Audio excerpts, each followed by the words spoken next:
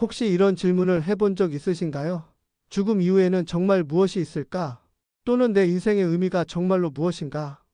우리는 종종 일상 속에서 이런 근원적인 물음 앞에서 맥이 풀립니다. 많은 사람들이 학교, 직장, 가정의 반복 속에서 살아가면서 정작 자신의 영혼이 갈구하는 것이 무엇인지 알지 못합니다. 우리는 성공을 추구하고 행복을 찾으려 노력하지만 어딘가 부족함을 느낍니다. 그것은 우리가 잃어버린 무언가, 우리의 진정한 정체성과 인생의 목적에 대한 갈증입니다. 저는 많은 신앙인들이 겪고 있는 혼란을 봅니다. 교회는 다니지만 왜인지 영혼이 채워지지 않는 느낌, 기도는 하지만 하나님이 정말로 살아계신다는 확신이 없는 그런 상태 말입니다. 우리는 성경을 알지만 성경이 말하는 영원한 삶이 정말로 어떤 것인지 상상조차 못합니다. 천국이 있다고 말하지만 그것이 정말로 무엇인지 알지 못합니다. 악이 왜 존재하는지, 우리가 왜 고통받아야 하는지 그런 질문들의 명확한 답을 갖지 못한 채 살아갑니다. 오늘 우리가 나누는 이야기는 죽음의 문턱에서 영원한 진리를 마주한 한 남자의 경험입니다. 이것은 단순한 도시괴담이나 영적 판타지가 아닙니다. 이것은 2003년에 실제로 일어난 일이고 그 남자는 의료진 앞에서 죽음에서 돌아온 사람입니다. 그의 이야기 속에는 당신이 반드시 알아야 할 모든 답이 담겨 있습니다. 죽음 앞에서 그가 발견한 것, 영원한 세계에서 배운 10가지 원칙, 그리고 다시 살아난 그 이유까지 말입니다. 이 여정의 시작은 몇 가지 핵심적인 성경 구절에서 비롯됩니다. 먼저 요한복음 1장 12절을 보겠습니다. 사도 요한은 이렇게 기록했습니다. 영접하는 자, 곧 그 이름을 믿는 자들에게는 하나님의 자녀가 되는 권세를 주셨으니, 이 구절은 우리에게 매우 중요한 진리를 말하고 있습니다. 우리는 단순한 육체의 존재가 아닙니다. 우리는 하나님의 자녀이며 영원한 생명을 소유한 영적 존재입니다. 이것은 우리의 가치를 근본적으로 재정의해야 합니다. 당신이 누구인지, 당신의 정체성이 무엇인지를 말입니다. 그리고 고린도전서 3장 16절에서 17절을 보겠습니다. 너희가 하나님의 성전인 줄 모르는가? 하나님의 영이 너희 안에 거하시느니라.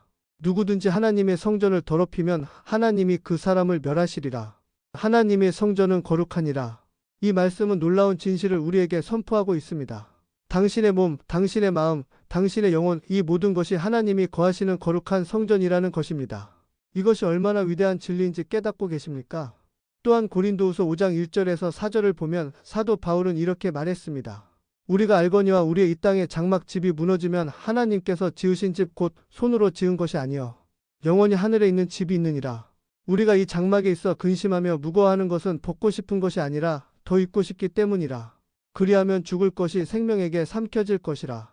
이 말씀들 속에는 우리가 깨달아야 할 가장 중요한 진리들이 담겨 있습니다. 우리의 육체는 임시적이지만 우리의 영혼은 영원합니다. 육체의 죽음은 끝이 아니라 또 다른 시작일 수 있다는 것입니다. 우리의 육체는 한 가지 흥미로운 특성을 가지고 있습니다. 그것은 시간 속에 철저히 제한됩니다. 우리는 태어나고 자라고 늙어가고 결국 죽음을 맞이합니다. 이것은 모든 생명의 법칙입니다. 그런데 성경은 우리 안에 영원한 것이 거주한다고 말합니다. 우리 안에 거하시는 하나님의 영, 우리의 영혼은 시간 밖에 있습니다. 영원합니다. 이것은 우리의 현재 삶에 대해 완전히 다른 이해를 가져옵니다. 만약 우리가 단순히 육체일 뿐이고 육체의 죽음이 전부라면 우리의 삶의 전략은 오직 하나입니다. 현재의 쾌락, 현재의 성공, 현재의 부를 최대한 추구하는 것입니다. 우리는 이기주의적이 되어야 하고 경쟁 속에서 남을 밟고 올라가야 합니다. 왜냐하면 이것이 유일한 삶이기 때문입니다. 하지만 당신 안에 영원한 영혼이 있다면 이야기는 완전히 달라집니다. 당신의 삶의 중심은 현재에서 영원으로 옮겨져야 합니다.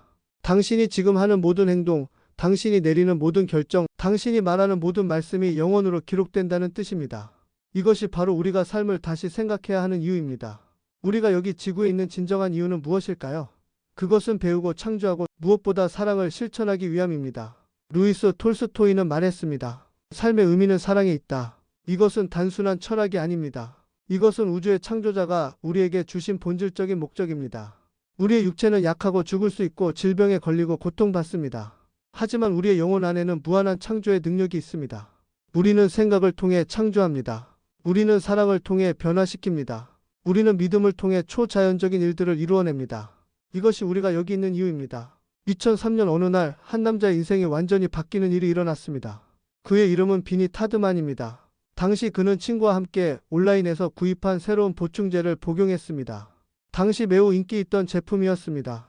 하지만 그들은 몰랐습니다. 그 보충제에는 독성이 있었다는 사실을요.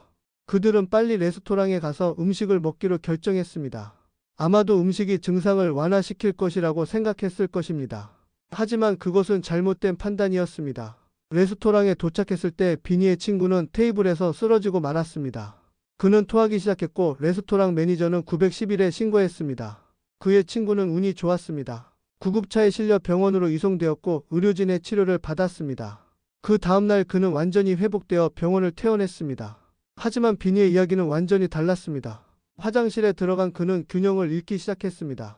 친구와 마찬가지로 그도 바닥으로 쓰러졌지만 가장 치명적인 방식으로 쓰러졌습니다.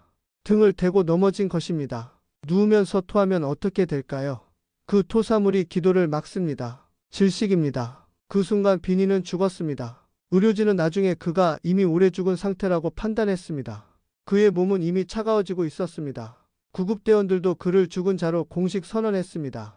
그들은 그의 시신을 시신백에 넣었고 의료용 들것에 올려 검시관에게 이송하려고 했습니다. 하지만 바로 그 순간 놀라운 일이 벌어졌습니다. 성경 속 인물들도 죽음 너머의 세계를 경험했던 사람들이 있습니다. 사도 바울의 경험을 보겠습니다. 고린도후서 12장 2절에서 4절을 읽어보면 이렇습니다. 나는 그리스도 안에 있는 한 사람을 아노니 14년 전에 그가 셋째 하늘에 올려가지 아니했는지 몸 안에 있었는지 몸 밖에 있었는지 알 수 없으되 하나님이 아시느니라. 그 사람이 천국으로 올려져 말할 수 없는 말을 들었으니 사람이 이런 것을 전할 수 없느니라. 바울도 영혼의 분리 경험을 했습니다. 그의 영혼이 신체에서 분리되어 셋째 하늘 즉 천국으로 올려갔던 것입니다. 그리고 그곳에서 그는 말할 수 없는 신비로운 것들을 들었다고 말합니다. 이것은 우리에게 매우 중요한 증거입니다. 영혼의 존재 그리고 영혼이 육체에서 분리될 수 있다는 성경적 증거입니다. 또한 마가복음 9장 2절부터 8절을 보면 예수님은 제자들 앞에서 변모하셨고 그들은 이미 죽은 인물인 모세와 엘리야를 목격했습니다. 이것은 영혼이 육체 없이 존재할 수 있다는 명확한 증거입니다. 모세와 엘리야의 영혼이 나타났던 것입니다. 그리고 누가복음 16장 19절부터 31절의 나사로와 부자의 이야기를 보겠습니다. 예수님은 죽음 이후에도 영혼이 의식 있게 존재한다는 것을 명확히 가르치고 계십니다. 부자도 천국 가는 것도 지옥 가는 것도 아닌 다른 곳에서 의식 있게 존재하고 있었습니다. 이것은 죽음이 끝이 아니라는 것을 보여줍니다. 비니의 경험도 이와 정확히 일치합니다. 그는 자신의 육체가 죽음의 문턱에 도달했음을 깨달았습니다. 그는 육체에서 분리되었습니다. 그리고 그는 무엇을 봤을까요? 자신의 시신을 위에서 내려다 보았습니다. 처음에는 그것이 자신의 몸이라는 사실을 깨닫지 못했습니다. 마치 영화를 보듯 관찰자의 입장에서 모든 일이 벌어지는 것을 지켜봤습니다. 그리고 놀랍게도 그는 주변 사람들의 생각과 감정까지 모두 느낄 수 있었습니다. 이것이 바로 영혼의 차원의 인식입니다. 육체에 갇혀있지 않을 때 우리가 접근할 수 있는 더 높은 차원의 지각입니다. 레스토랑 매니저의 걱정, 손님들의 황당함, 주방의 요리사 모두의 생각이 그의 의식 안에 흘러들어왔습니다. 구급차 안에서 일어난 일은 의학의 기준으로 설명할 수 없습니다. 신입 구급대원 주변에 갑자기 금빛빛이 나타났습니다. 그리고 그 구급대원은 강한 힘이 자신의 왼쪽 어깨를 지나가며 들리는 명확한 음성을 들었습니다. 이 사람은 죽지 않았다. 베테랑 구급대원들은 황당했습니다. 그들은 신입에게 소리쳤습니다. 넌 해고될 거야. 이건 불법이야. 이건 시체야. 이건 실험이 아니라니까 멈춰. 하지만 그 신입 구급대원은 멈추지 않았습니다. 그가 느낀 것이 너무나 강력했습니다. 그는 시신을 소생시키기 위한 절차를 시작했습니다. 가슴 압박, 산소 공급, 그리고 제세동기를 연결했습니다. 첫 번째 충격, 아무것도 일어나지 않았습니다. 두 번째 충격, 모니터에 단 하나의 심장 박동이 나타났습니다. 하지만 그 한 번의 박동이 그 신입대원에게 다시 한 번 동기를 부여했습니다. 세 번째 충격, 드디어 희미하지만 안정적인 심장 박동이 돌아왔습니다. 그것만이 아니었습니다. 그 구급차는 병원으로부터 불과 한 블록 떨어진 곳에 있었습니다.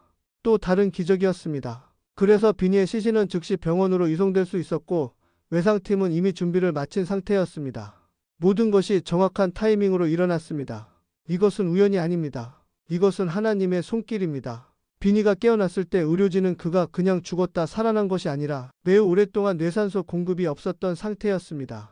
의학적으로는 그가 뇌손상을 입거나 식물인간 상태가 되어야 하는 상황이었습니다. 하지만 그는 완벽했습니다. 의료진은 6시간 동안 모든 검사를 진행했지만 이상이 없었습니다. 이것은 의학적 기적입니다. 그리고 더 중요하게는 영적 기적입니다. 비니는 죽음 이후 자신의 영혼이 경험한 모든 것을 기억합니다. 그곳에서 그는 한 분을 만났습니다. 그분을 처음에는 하나님이라고 생각했습니다.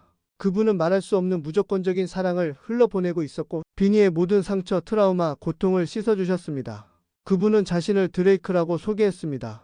그의 가이드였습니다. 그리고 드레이크는 비니에게 10가지 원칙을 가르쳤습니다.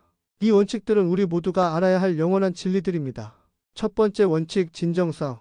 거울 앞에 서서 깊이 생각해 보세요. 당신이 정말로 누구인가요?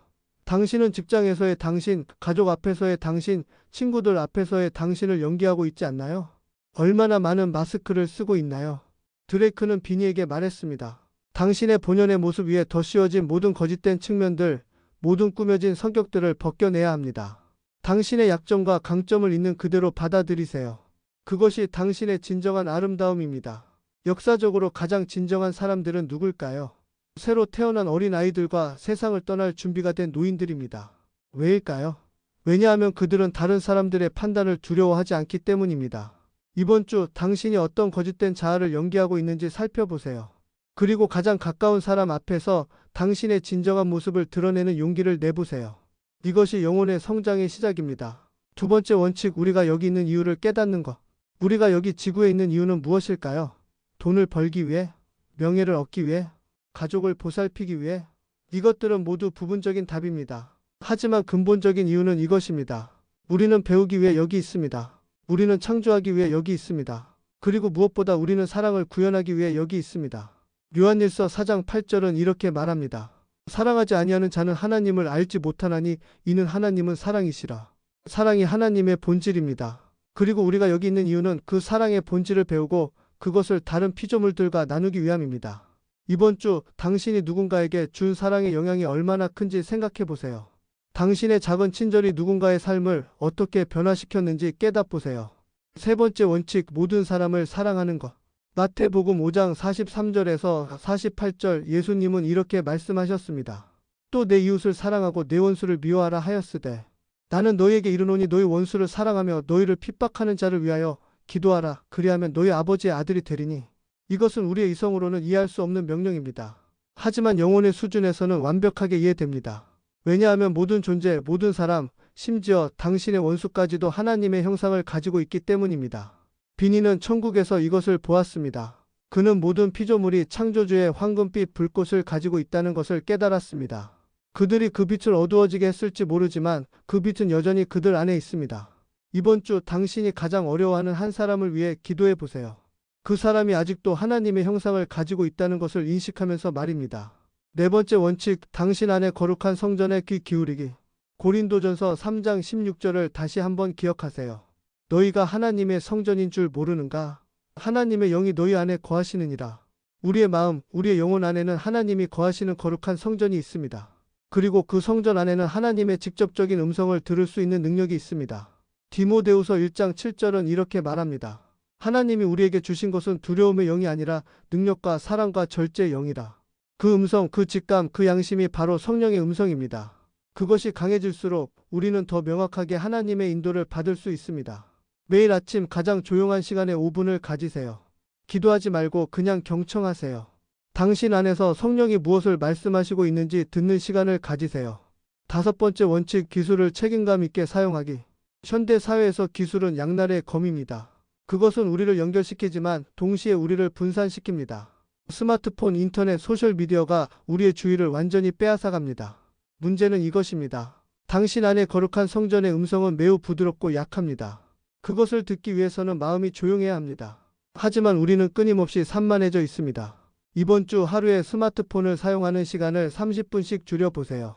그 시간에 자연 속에서 걷기, 명상 또는 조용한 기도의 시간을 가지세요. 그 속에서 당신이 무엇을 듣게 될지 놀랍습니다.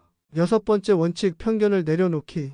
비니는 자신이 편견이 가장 적은 사람 중 하나라고 생각했습니다.